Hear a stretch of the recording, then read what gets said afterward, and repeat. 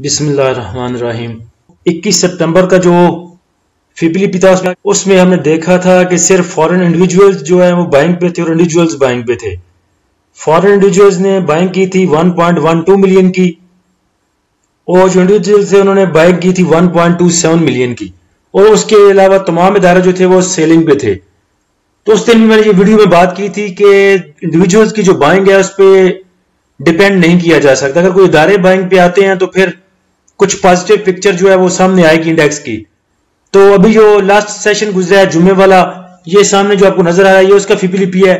इसमें बैंक्स को देखें तो बैंक्स ने इसमें सेलिंग की 0.13 मिलियन की, ब्रोकर ने इसमें बाइंग की 0.06 मिलियन की, कंपनीज ने बाइंग की 0.28 मिलियन डॉलर की। उसके बाद फॉरेन कॉर्पोरेट जो है उन्होंने सेलिंग की 0.24 मिलियन की। फॉरेन इंडिविजुअल्स ने बाइंग ने सेलिंग, हालांकि फॉरेन इंडिविजुअल्स ने बाइंग की थी 1 पॉइंट समथिंग की जो जुमेरात वाला सेशन था। इंडिविजुअल्स ने भी बाइंग की थी जुमेरात वाले दिन, लेकिन जुम्मे वाले दिन इंडिविजुअल्स को देखें, इंडिविजुअल्स ने सेलिंग की 0.21 की और इंश्योरेंस कंपनीज ने सेलिंग की 0.15 मिलियन की। म्यूचुअल फंड ने बाइंग की 0.34 मिलियन की। एमबीएफसी ने बाइंग ने सेलिंग, अदर ऑर्गेनाइजेशन ने बाइंग की 0.36 मिलियन की। ओवरसीज पाकिस्तानी ने सेलिंग की 0.31 मिलियन की। जाए तो अब चार इदारे जो हैं वो बाइंग पे हैं। बाइंग ऐसा जितनी ज्यादा नहीं लेकिन ठीक है, 0.28 मिलियन की और 0.34 मिलियन की, 0.36 मिलियन की। तो चार इदारे जो हैं आपके वो बाइंग पे अब, और इंडिविजुअल्स और जो फॉरेन इंडिविजुअल्स जिन्होंने जुमेरात वाले दिन बाइंग की थी उन्होंने जुम्मे को सेल करके अपना प्रॉफिट बुक कर लिया। लेकिन जो जुम्मे वाले दिन भी प्राइसेस थी स्टॉक्स की वो सब जबरदस्त प्राइसेस थी। कोई भी ऐसी प्राइस नहीं थी जिसको बंदा कह सके कि ये स्टॉक अपने हाई पे मूव कर रहा है। तो चार इदारों ने बाइंग की है जुम्मे वाले दिन, ब्रोकर ने, कंपनीज ने, म्यूचुअल फंड ने और अदर ऑर्गेनाइजेशन ने। सबसे ज्यादा बाइंग जो अदर ऑर्गेनाइजेशन की है, उसके बाद म्यूचुअल फंड की है, उसके बाद कंपनीज की और उसके बाद ब्रोकर की। तो यूजुअली आप देखते हैं कि म्यूचुअल फंड जो है वो सेलिंग पे होता है, बहुत कम ऐसा होता है कि म्यूचुअल फंड बाय करता है। तो अभी म्यूचुअल फंड बाइंग पे आया है। देखें 0.34 सबसे ज्यादा बाइंग जो है म्यूचुअल फंड की है। उसके बाद दूसरे नंबर पे बाइंग जो है म्यूचुअल फंड की है, पहले नंबर पे अदर ऑर्गेनाइजेशन की है और कंपनीज की है। तो मेरे ख्याल से ये एक अच्छी बात है कि चार इदारे जो है बाइंग पे आए हैं, और ऑन मंडे जो है, मंडे ऑनवर्ड जो है मेरे ख्याल से और भी अच्छी बाइंग जो है देखने को मिलेगी इंडेक्स में, मेरे ख्याल के मुताबिक, अगर कोई बुरी न्यूज नहीं आती तो। सबसे अच्छी बात यह है कि जो 100 इंडेक्स है वो अपने पॉजिटिव जोन में है, तो उसकी क्लोजिंग भी 46,400 के करीब है। तो मेरे ख्याल से नेक्स्ट जो फ्यूचर है या जो नेक्स्ट सेशन है इंडेक्स का, मुझे तो वो ठीक नजर आ रहा है। फॉरेन इन्वेस्टर की बात करें तो फॉरेन इन्वेस्टर ने जुम्मे वाले दिन ऑल अदर सेक्टर में सेलिंग की 0.60 मिलियन की, सीमेंट में सेलिंग की 0.03 मिलियन की, कमर्शियल बैंक्स में बाय किया 0.47 मिलियन का, फर्टिलाइजर में सेलिंग की 0.15 की, फूड एंड पर्सनल केयर में उन्होंने सेलिंग की 0.04 मिलियन की, oil and gas exploration companies में सेलिंग की 0.23 मिलियन की, oil and gas marketing companies में सेलिंग की 0.02 मिलियन की, पावर जनरेशन में बाय किया 0.06 मिलियन का, और टेक्सटाइल को थोड़ा सा सेल किया 0.01 मिलियन का। तो देखा जाए तो फॉरेन इन्वेस्टर जो है वो ज्यादा सेक्टर में सेलिंग पे है और ज्यादा सेलिंग पे है, और बाइंग वो सिर्फ उसने की है कमर्शियल बैंक्स में। बैंक्स ने ऑल अदर सेक्टर में सेलिंग की 0.05 मिलियन की, सीमेंट में बाइंग की 0.05 मिलियन की, कमर्शियल बैंक्स में बाइंग की 0.03 मिलियन की, फूड एंड पर्सनल केयर में बाइंग की 0.02 मिलियन डॉलर की। उसके बाद oil and gas exploration companies में सेलिंग की 0.01 मिलियन की, और मार्केटिंग में भी सेलिंग की 0.01 मिलियन की। पावर जनरेशन में सेलिंग की 0.16 मिलियन की, टेक्नोलॉजी में सेलिंग की 0.01 मिलियन की।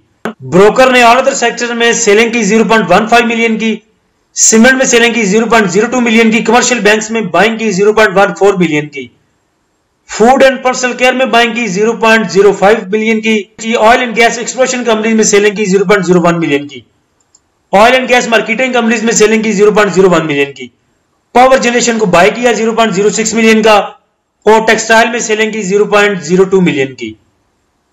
कंपनीज ने ऑल अदर सेक्टर में बाइंग की 0.77 मिलियन की, ऑल अदर सेक्टर में अच्छी बाइंग है कंपनीज की।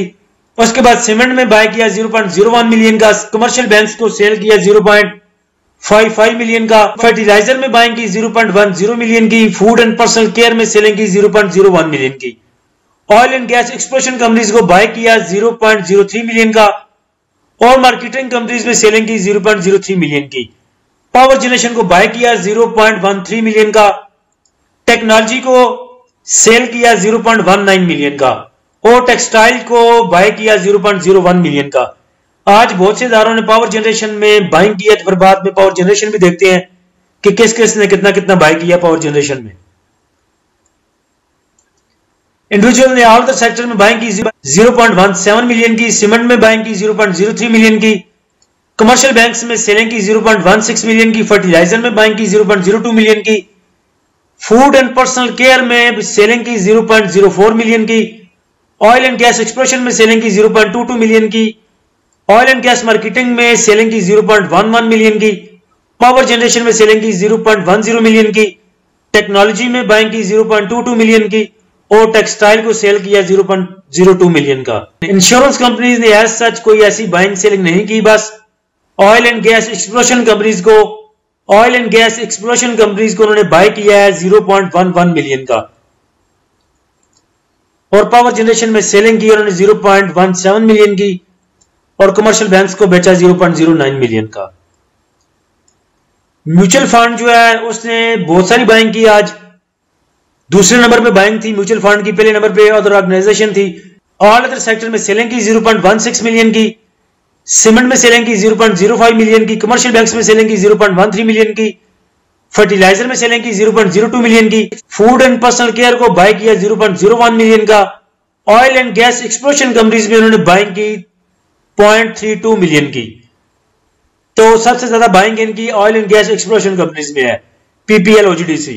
Oil and gas marketing companies में इनकी बाइंग है 0.17 मिलियन की, पावर जनरेशन में इनकी बाइंग है 0.20 मिलियन की, और टेक्सटाइल को उन्होंने बाय किया 0.02 मिलियन का, टेक्नोलॉजी को उन्होंने सेल किया है 0.03 मिलियन का। एमबीएफसी ना बाइंग ने सेलिंग। अदर ऑर्गेनाइजेशन की बाइंग सबसे ज्यादा है, तो ऑल अदर सेक्टर में इन्होंने बाइंग की 0.03 मिलियन की, कमर्शियल बैंक्स को बाय किया 0.28 मिलियन का, फर्टिलाइजर को बाय किया 0.03 मिलियन का, फूड एंड पर्सनल केयर को बाय किया 0.02 मिलियन का, oil and gas exploration companies को बाय किया 0.02 मिलियन का, पावर जनरेशन को उन्होंने सेल किया 0.03 मिलियन का। तो सबसे ज्यादा बाइंग जो है बड़ी इनकी उधर ऑर्गेनाइजेशन की वो कमर्शियल बैंक्स में है। पावर जनरेशन में देखें तो पावर जनरेशन में बाइंग है सबसे ज्यादा म्यूचुअल फंड की 0.20 मिलियन की, उसके बाद कंपनीज की बाइंग है 0.13 मिलियन की, ब्रोकर की बाइंग है और फॉरेन इन्वेस्टर की बाइंग है। तो पावर जनरेशन में इदारे जो हैं आपके वो बाइंग कर रहे हैं। पावर जनरेशन के बाद म्यूचुअल फंड की बाइंग है oil and gas exploration companies में 0.32 की, उसके बाद इंश्योरेंस कंपनीज भी इसमें बाय कर रही हैं, कंपनीज भी इसमें बाय कर रही हैं, और अदर ऑर्गेनाइजेशन भी इसमें बाय कर रही हैं। कमर्शियल बैंक्स में देखें तो कमर्शियल बैंक्स में भी फॉरेन इन्वेस्टर भी बाइंग पे है, बैंक्स भी बाइंग पे हैं, ब्रोकर्स भी बाइंग पे हैं, अदर ऑर्गेनाइजेशन भी बाइंग पे हैं।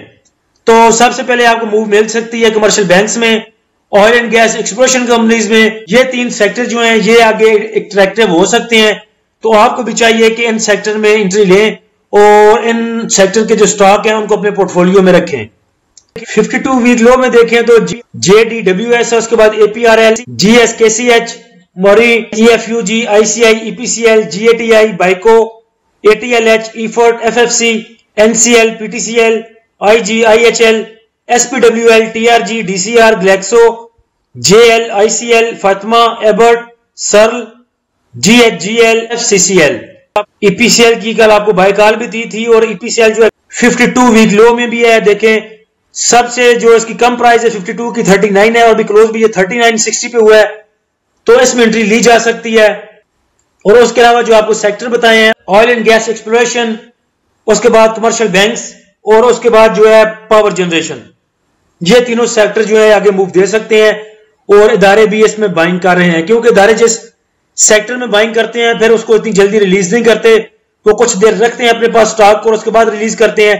तो लग ये रहा है कि ये तीनों सेक्टर जो है आगे इंशाल्लाह अच्छी मूव आपको दे सकते हैं। फिलिपीन में हमने देखा है कि जो फिर देख लें कमर्शियल बैंक्स में बाइंग है इदारों की, 1 2 3 4 इदारे जो हैं कमर्शियल बैंक्स में बाय कर रहे हैं, तो कमर्शियल बैंक्स आगे चल सकता है। कमर्शियल बैंक्स में आप FABL को पकड़ लें, आपने पकड़ना है तो, क्योंकि कोई भी स्टॉक पकड़ा जा सकता है, लेकिन जो स्टॉक ऑलरेडी पहले ऊपर निकल चुके हैं, हाई पे जा चुके हैं, उन्हें पकड़ने का फायदा कोई नहीं। वो स्टॉक पकड़ने जो ऊपर तक जाते तो हैं लेकिन अभी ऊपर नहीं है। देखिए FABL की मूव देखें, 24 तक है और ऊपर हाई देखें इसका 27 तक है। बार बार जिधर ये मूव करता रहा है वो 24 पे, 25 पे, 24 पे बार बार ये मूव करता रहा है। तो अभी ये चल रहा है 22 पे। तो कमर्शियल बैंक्स में अगर मूव मिल सकती है तो वो स्टॉक्स पकड़ें जिनमें आपको पता है कि जो स्टॉक ऑलरेडी नीचे मूव ले रहा है। तो 22 पे है ये, तो मेरे ख्याल से इसको BAFL को पकड़ा जा सकता है 22 पे।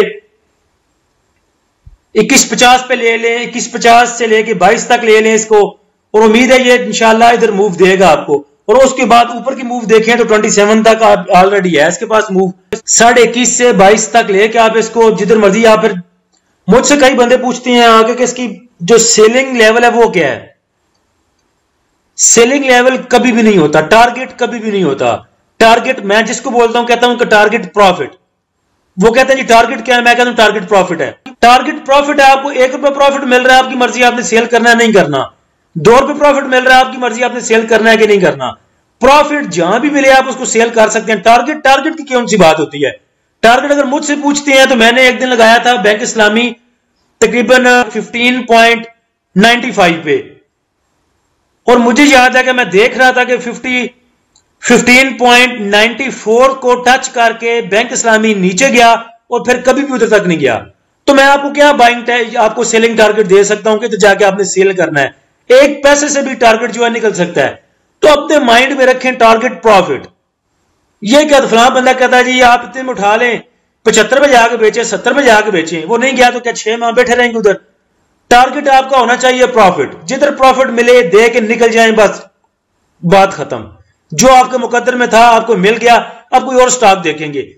जरूरी नहीं कि एक को 50 में लिया तो बैठे रहे, इसको अब मैं 90 में जाके बेचूंगा, 40 मैंने इसके साथ प्रॉफिट लेना है फिर ही निकलूंगा। आपने 25 का स्टॉक लिया है, 27 मिल रहे हैं, अल्हम्दुलिल्लाह सेल करें, एग्जिट करें, कोई और देखेंगे आगे। हमने कौन सा निकाह करना है FABL के साथ या NCPL के साथ या किसी और के साथ। जिधर प्रॉफिट मिलता है बुक करें, अल्लाह खैर सल्ला। उसके बाद FIPLIP में हमने देखा है कि पावर जनरेशन में जो है वो बाइंग है काफी ज्यादा। ये पावर जनरेशन देखें, पावर जनरेशन में भी foreign investor 1, broker 2, companies 3, mutual fund 4 इदारे जो है पावर में बाइंग कर रहे हैं उसमें। और हमने लास्ट सेशन में देखा था कि सबसे ज्यादा जो वॉल्यूम जनरेट हुए थे वो हपको में हुए थे। हपको भी पावर में है और इसकी वॉल्यूम देखें तकरीबन 7.5 मिलियन के वॉल्यूम है। हपको की बाय कॉल दी थी मेरे ख्याल से, शेयर की थी आपके साथ 5/9 को, 5 सितंबर को, तकरीबन कल का सेशन अगर निकाल लें तो 15 दिन पहले, तब ये मूव कर रहा था 78-79 पे। अभी ये मूव कर रहा है 86 पे। तो मेरे ख्याल से अभी ये हाई प्राइसेस पे है।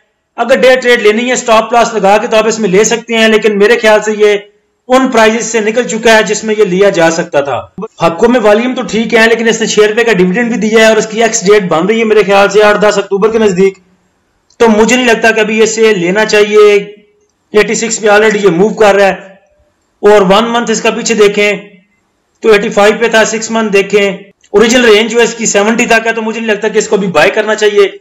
अभी इसको अगर बाय करना है तो जब इसकी एक्स डेट होकर खुलेगा जिस दिन, उस दिन इसको लेना बनता है। बाकी जो सेक्टर हम देख रहे हैं जिनमें मूव थी 2-3 सेक्टर में, commercial banks, oil and gas exploration companies और पावर जनरेशन। सेक्टर 3 आपको बता दिए हैं, इसमें इदारे बाय कर रहे हैं। और इधर से देख लें आप टॉप एक्टिव स्टॉक में, तो ये जो स्टॉक है इधर से आप देख भी सकते हैं जिनमें मूव आई है, जिसमें ट्रेडिंग हुई है, जिसमें वॉल्यूम ज्यादा आए हैं। तो ऐसे आपको पता चल सकता है कि कौन से सेक्टर में कौन से स्टॉक हैं जिनमें मूविंग आई है और जिनमें बाइंग आई है। तो इस सेक्टर में आप जो आगे मूव ले सकते हैं, क्योंकि इदारों की बाइंग पे डिपेंड किया जा सकता है। बाकी इंशाल्लाह कल देखते हैं, लास्ट वीक ओवरव्यू करेंगे और साथ में जो भी न्यू डेवलपमेंट हुई वो इंशाल्लाह शामिल करेंगे। अल्लाह हम सबका हामी नासिर हो। इजाजत दीजिए, अल्लाह हाफिज।